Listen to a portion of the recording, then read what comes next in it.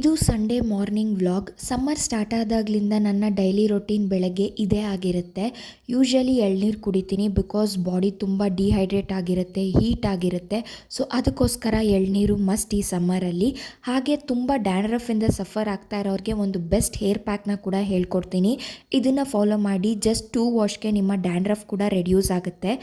ಬೇವಿನ ಎಲೆನ ಒಂದು ವಾರ ಚೆನ್ನಾಗಿ ಬಿಸಿಲಲ್ಲಿ ಒಣಗಿಸಿ ಆಮೇಲೆ ಈ ಥರ ಒಂದು ಸ್ವಲ್ಪ ಫೈನ್ ಆಗಿ ಇದನ್ನು ಪೌಡರ್ ಮಾಡಿಕೊಂಡು ಇದನ್ನು ಒಂದು ಬೌಲ್ಗೆ ಹಾಕಿ ಮೊಸರನ್ನ ಹಾಕಿ ಮಿಕ್ಸ್ ಮಾಡಿಕೊಂಡು ನಿಮ್ಮ ಹೇರ್ಸ್ಗೆ ಅಪ್ಲೈ ಮಾಡ್ಕೊಳ್ಳಿ. ಇದರ ಜೊತೆಗೆ ವಿಟಮಿನ್ ಇ ಕ್ಯಾಪ್ಸ್ಯೂಲ್ ಇದ್ದರೆ ಕೂಡ ಆ್ಯಡ್ ಮಾಡ್ಬೋದು. ಬಟ್ ನನ್ನ ಹತ್ರ ವಿಟಮಿನ್ ಇ ಕ್ಯಾಪ್ಸ್ಯೂಲ್ ಇಲ್ಲದೇ ಇರೋ ಕಾರಣ ನಾನು ಅದನ್ನು ಸ್ಕಿಪ್ ಮಾಡಿದ್ದೀನಿ.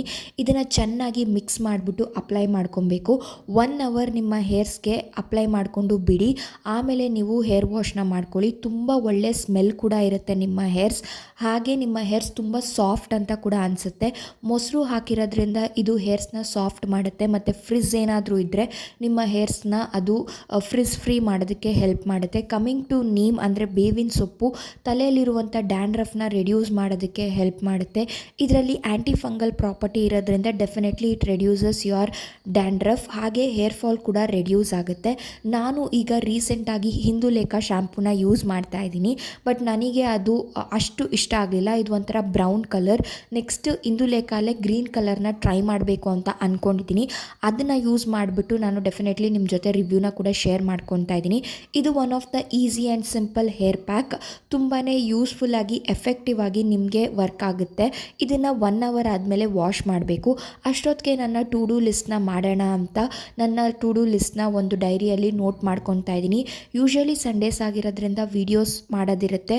ಸೊ ಅದಕ್ಕೋಸ್ಕರ ಯಾವ ವೀಡಿಯೋಸ್ನ ಪ್ಲ್ಯಾನ್ ಮಾಡಬೇಕು, ಯಾವ ವೀಡಿಯೋಸ್ ಪ್ಲ್ಯಾನ್ ಮಾಡಿ ಮಾಡೋದಕ್ಕಾಗಿರಲಿಲ್ಲ ಅಂತ ಎಲ್ಲ ಒಂದು ಸತಿ ಕ್ರಾಸ್ ವೆರಿಫೈ ಮಾಡಿ ನೋಟ್ ಡೌನ್ ಮಾಡ್ಕೊತಾ ಇದ್ದೀನಿ. 1 ಅವರ್ ಹೇರ್ ಪ್ಯಾಕ್ ಹಾಕ್ಕೊಂಡು ಬಿಟ್ಟಾದಮೇಲೆ ನೆಕ್ಸ್ಟ್ ನೋಡ್ತಾ ಇರ್ಬೋದು ನನ್ನ ಹೇರ್ಸ್ ತುಂಬಾ ಸಾಫ್ಟ್ ಆಗಿತ್ತು. ನೆಕ್ಸ್ಟ್ ಡೇಗೆ ನಿಮಗೆ ಗೊತ್ತಾಗುತ್ತೆ ಎಷ್ಟು ಫ್ರಿಜ್ ಫ್ರೀ ಆಗಿರುತ್ತೆ ಅಂತ.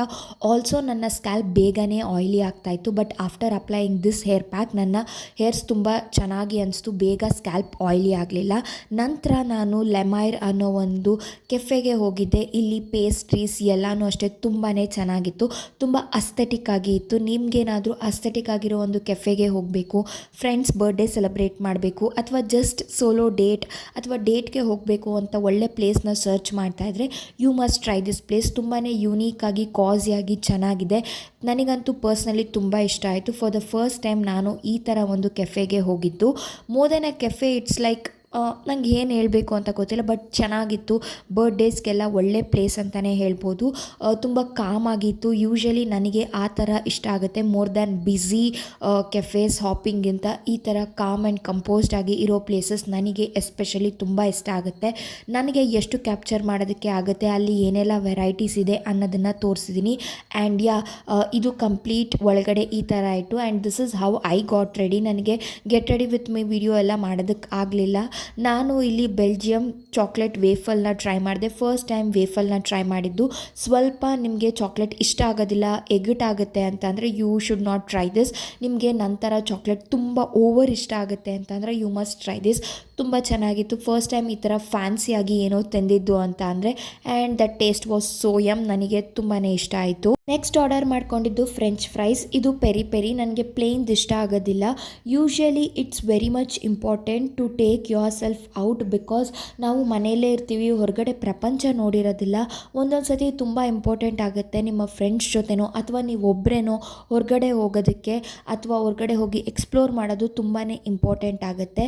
ಆಗ ನಿಮಗೆ ಒಂಥರ ರಿಫ್ರೆಶ್ಮೆಂಟ್ ಸಿಗುತ್ತೆ. ನನಗೆ ಯಾವಾಗಲೂ ಡೌಟ್ ಇತ್ತು, ನಾನು ಈ ಥರ ಪ್ಲೇಸ್ಗೆಲ್ಲ ಹೋಗೋದಕ್ಕೆ ಸಾಧ್ಯನಾ, ಹೋದರೆ ನಾನು ಹೆಂಗೆ ಬಿಹೇವ್ ಮಾಡ್ತೀನಿ, ನನಗೆ ಅದನ್ನೆಲ್ಲ ಹ್ಯಾಂಡಲ್ ಮಾಡೋದಕ್ಕಾಗುತ್ತಾ ಅಂತ ಯಾವಾಗಲೂ ನನಗೆ ಒಂದು ಥಾಟ್ ರನ್ ಆಗ್ತಾನೇ ಇತ್ತು.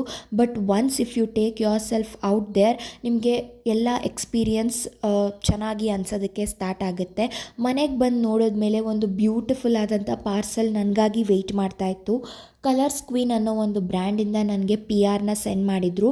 ತುಂಬ ದಿನ ಆಗೋಗಿತ್ತು. ಅವರು ನನ್ನ ಅಡ್ರೆಸ್ ಎಲ್ಲ ಕಲೆಕ್ಟ್ ಮಾಡಿಕೊಂಡು ನಾನು ಕಳ್ಸೋದಿಲ್ವೇನೋ ಬಿಡು ಅಂತ ಅಂದ್ಕೊಂಡಿದ್ದೆ. ಬಟ್ ಮನೆಗೆ ಬಂದು ನೋಡೋಷ್ಟೊತ್ತಿಗೆ ಈ ಪಾರ್ಸಲ್ ವೆಯ್ಟ್ ಮಾಡ್ತಾಯಿತ್ತು. ಪ್ರೈಮರ್ ಮತ್ತು ಸ್ಟ್ರೋಕ್ ಕ್ರೀಮ್ನ ಸೆಂಡ್ ಮಾಡಿದರು. ನನಗಂತೂ ತುಂಬಾ ಖುಷಿ ಆಯಿತು. ಹೇಗೆ ವೀಡಿಯೋಸ್ ಮಾಡೋದು ಅಂತೆಲ್ಲ ಆಲ್ರೆಡಿ ನಾನು ಥಿಂಕ್ ಮಾಡ್ತಾಯಿದ್ದೆ. Thank you Colors Queen for sending me these such cute products. ಹಾಗೆ ಮ್ಯಾಚ್ ಇತ್ತು, ನಮ್ಮ RCB ಕೂಡ ವಿನ್ ಆಯಿತು. ಇದು ಮಂಡೇ, ನಾನು ಕಾಲೇಜ್ಗೆ RCB ಜರ್ಸಿ ಹಾಕ್ಕೊಂಡು ಹೋಗೋಣ, ವಿನ್ ಆಗಿದೆ ಅಲ್ವಾ ಅಂತ ನಾನು ಈ ಥರ ರೆಡಿ ಆಗಿದ್ದೆ. That's it for this vlog. I hope ನಿಮಗೆ ಈ ವ್ಲಾಗ್ ಇಷ್ಟ ಆಯಿತು ಅಂತ. ಈ ವ್ಲಾಗ್ ನಿಮಗೆ ಇಷ್ಟ ಆಗಿದ್ದರೆ ಲೈಕ್ ಮಾಡಿ, ಶೇರ್ ಮಾಡಿ, ಕಮೆಂಟ್ ಮಾಡಿ. ನೆಕ್ಸ್ಟ್ ಯಾವ ಥರ ವೀಡಿಯೋಸ್ ಬೇಕು ಅಂತ ಕೂಡ ಕಾಮೆಂಟ್ ಮಾಡೋದನ್ನು ಮರಿಬೇಡಿ. Thank you.